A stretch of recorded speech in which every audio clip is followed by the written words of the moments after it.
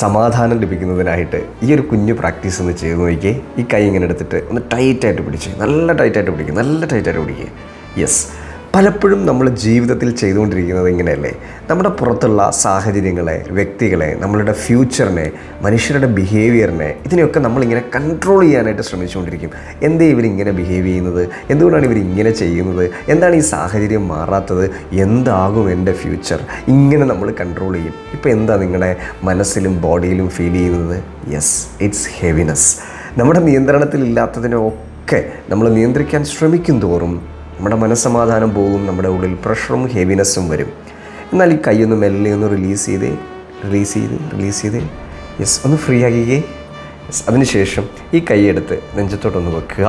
അതിനുശേഷം നിങ്ങളോടായി പറയുക, എൻ്റെ നിയന്ത്രണത്തിലില്ലാത്തതിനെയൊക്കെയും, അത് സാഹചര്യങ്ങളാകാം, വ്യക്തികളാകാം, എൻ്റെ ഫ്യൂച്ചറാകാം, എൻ്റെ കൺട്രോളിലില്ലാത്തതിൻ്റെ ഒക്കെ മേലുള്ള നിയന്ത്രണത്തിനെ ഞാനിതാ എന്നിൽ നിന്നും റിലീസ് ചെയ്യുകയാണ്.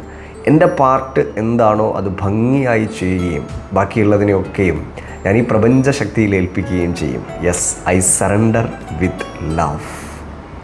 Take a deep breath and breathe out. ഇപ്പോൾ നമ്മുടെ ബോഡിയിൽ എന്താ ഫീൽ ചെയ്യുന്നത്? Yes, it's called relaxation. Better റിസൾട്ടിനായിട്ട് നമ്മൾ നടത്തുന്നൊരു ഫ്രീ എനർജി ഹീലിംഗ് വർക്ക്ഷോപ്പ് ഉണ്ട്. അതിൽ പങ്കെടുക്കുന്നതിനായിട്ട് താഴെ കാണുന്ന നമ്പറിൽ ഇപ്പോൾ തന്നെ കണക്ട് ചെയ്യുക. Thank you so much.